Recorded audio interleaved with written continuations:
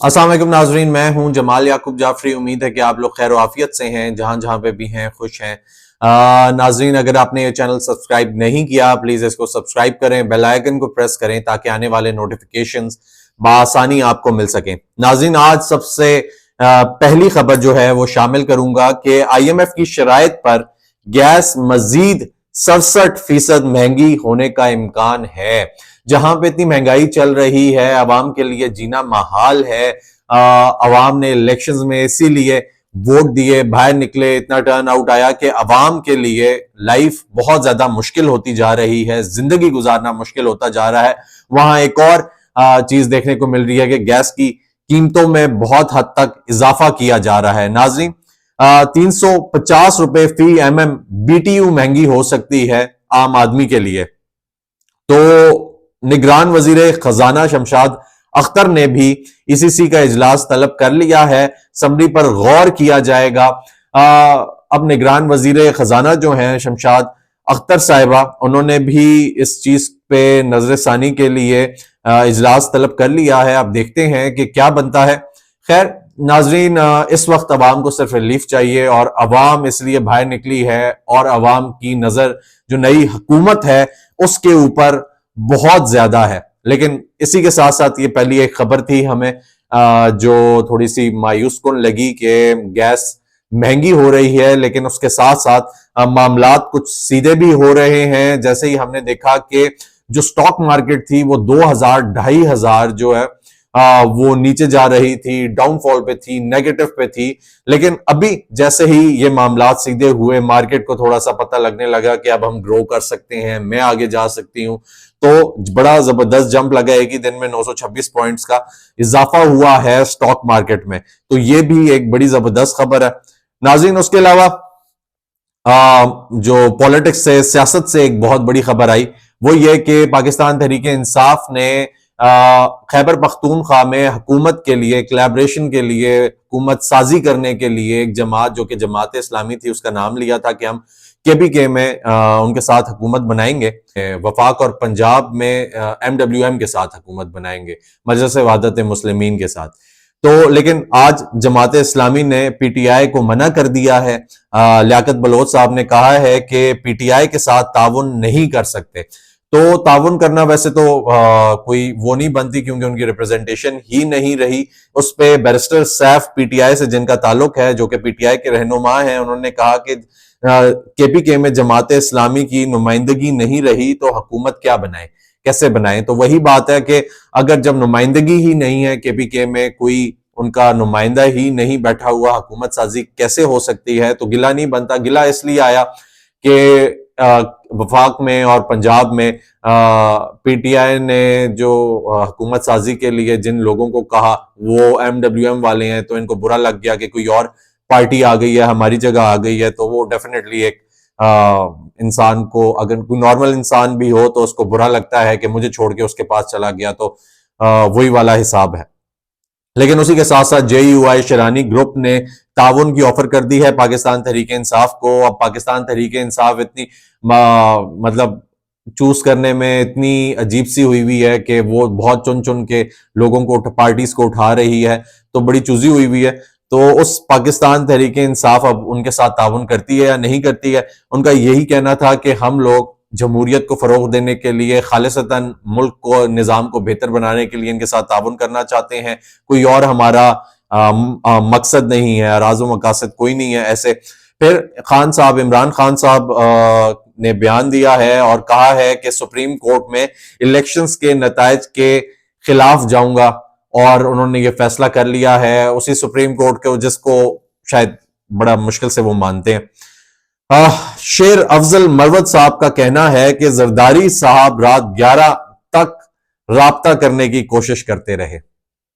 اب ناظرین، یہ ایک بڑی زبردست سی خبر ہے کہ شیر افضل صاحب جو کہ سوشل میڈیا پہ بڑے مشہور ہیں اپنے جوابات کو لے کر، مختلف انہوں نے جو جواب دینے ہوتے ہیں اس میں تھوڑا سا فن ہوتا ہے، پنس کریٹ کرتے ہیں، مذاق کے طور پہ جوابات دیتے ہیں اور بڑے بلنٹ ہو کر دیتے ہیں۔ تو انہوں نے ایک پریس کانفرنس کی ہے، ان کا تعلق پاکستان تحریک انصاف سے ہے، اور انہوں نے کہا ہے کہ زرداری صاحب نے رات 11 بجے تک مجھ سے رابطہ کرنے کی کوشش کی ہے. تو زرداری صاحب ایک پوائنٹ یہی بنتا ہے, اور اسی پوائنٹ کو منصور صاحب نے بھی کہا کہ 11 بجے تک رابطہ کرنے کی تو تک ہی نہیں بنتی. اور تو کس لیے نہیں بنتی؟ کیونکہ اس سے پہلے انہوں نے حمایت کا اعلان کر دیا, اتنی بڑی پریس کانفرنس کر کے حمایت کا اعلان کر دیا. تو شیر افضل مروت صاحب کو چاہیے کہ تھوڑا سا آئیں, کلیئر کریں, پھر یہ نہ کہیں کہ منظور علی خان جو ہے ان کو تنقید کا نشانہ بناتا ہے اور اس قسم کی کوئی بات کر دیں. تو اسی کے جواب میں انہوں نے شیری رحمان صاحبہ جو کہ پاکستان پیپلز پارٹی کی رہنما ہیں, ان کو لیا اور ان سے پوچھا. شیری رحمان صاحبہ نے کہا کہ بونگی ماری ہے انہوں نے, میں تو جانتی ہی نہیں ہوں, کہ ہمیں تو پتہ ہی نہیں ہے کہ شیر افضل مروت کون ہے. ایسا نہیں ہوتا کہ کسی کو نہ پتا ہو کہ شیر افضل مروت کون ہے, پتہ سب کو ہوتا ہے کہ شیر افضل مروت کون ہے. لیکن یہ ہے کہ یہ ایک اگلے کو لیٹ ڈاؤن کرنے والی بات ہے کہ ہمیں تو پتہ ہی نہیں ہے بھائی جان تم کون ہو, اور اپنے آپ کو دیکھو جا کے پھر بات کرو, ہمارے لیول پہ آنے کے لیے بعد میں آنا, بات کرنا, اس طرح کی بہت ساری باتیں ہوتی ہیں. تو شیری رحمان صاحبہ نے یہی کہا ہے کہ انہوں نے بونگی ماری ہے, کیوں ہم کریں گے, ایسی بات نہیں ہے. تو سٹنٹ ہے, لیکن یہ ہے کہ کلیئر کر دیں آ کے. پھر منصور علی خان صاحب کو آپ کہتے ہیں کہ تنقید کا نشانہ بنایا, اور انہوں نے بھی یہی بات کی ہے کہ پھر اب آپ باتیں سیدھی نہیں کرتے, پھر مجھے بعد میں تنقید کا نشانہ بناتے ہیں, کہتے ہیں کہ میں نے تنقید کا نشانہ بنا لیا. ناظرین, اب جو سب سے بڑی خبر ہے اس کی طرف ہم چلتے ہیں تھوڑا سا, اور وہ خبر یہ ہے کہ مولانا فضل الرحمان صاحب نے پریس کانفرنس کی, اور پریس کانفرنس میں انہوں نے کہا نہ میں پاکستان پیپلز پارٹی اور نہ پاکستان مسلم لیگ نون کا تابعدار ہوں, میں فضل الرحمان اور مجلس عاملہ نے الیکشنز کو مسترد کر دیا ہے. جمعیت علماء اسلام کو دھاندلی کے ذریعے ہرایا گیا, اسلام دشمن عناصر نے اور عالمی قوتوں نے مل کر ہرایا ہے, اور یہ ہمارے خلاف سازش کی ہے. اب ان کی یہ بہت بڑی بات ہے. انہوں نے کہا ہے کہ میں جن کے ساتھ وہ اتحادی رہ چکے, پی ڈی ایم میں ان کے شانہ بشانہ چلتے رہے, انہوں نے کہا کہ میرا کوئی لینا دینا ہی نہیں ہے پاکستان پیپلز پارٹی اور نون لیگ سے, ٹھیک ہے, نہ میں ان کا تابعدار ہوں, مجھے ہرایا گیا ہے, جان کے ہرایا گیا ہے, سازش کر کے ہرایا گیا ہے, اور وہ سازش بھی عالمی قوتوں کی تھی اور اسلام دشمن عناصر کی تھی. اور میرا جرم یہ ہے کہ افغانستان اور پاکستان کے تعلقات پر بات کی, ان کو بہتر بنانے کے لیے اقدامات کیے, قدم اٹھایا, سامنے آئے, افغانستان میں معاملات بہتر کرنے کے لیے اقدامات کیے, اسی لیے میرے خلاف جو ہے یہ سازش کی گئی. پھر انہوں نے یہ بھی کہا کہ اسرائیل کی دہشت گردی کے خلاف حماس اور فلسطین کی حمایت کی ہے, جس کی وجہ سے یہ جو قوتیں ہیں یہ نہیں چاہتی کہ میری پارٹی اور میں سامنے آئے. تو انہوں نے شاید کچھ سوچ کے ہی یہ کہا ہوگا, کچھ سوچ کے ہی یہ بات کی ہوگی, کیونکہ آج کل ویسے بھی کیونکہ سیاست چل رہی ہے تو پولیٹیکل سٹنٹس اور اس قسم کی باتیں تو کرتے رہتے ہیں سارے. تو امید کی جا سکتی ہے کہ یہ ان کا ساتھ نہیں دیں گے, اور وہ انہوں نے کہہ بھی دیا ہے, پریس کانفرنس بھی کر دیا. لیکن مولانا صاحب ہیں, ان کا پتہ نہیں چلتا, وہ ہر حکومت کے ساتھ ہوتے ہیں اور وہ بھی دیکھنے کو ملتے ہیں. لیکن امید کی جا سکتی ہے اگر انہوں نے کہا ہے کہ یہ سازش ہے, تو میں بھی ان کو لگتا ہو کہ کوئی سازش ہوئی ہے اس لیے وہ ہارے ہیں.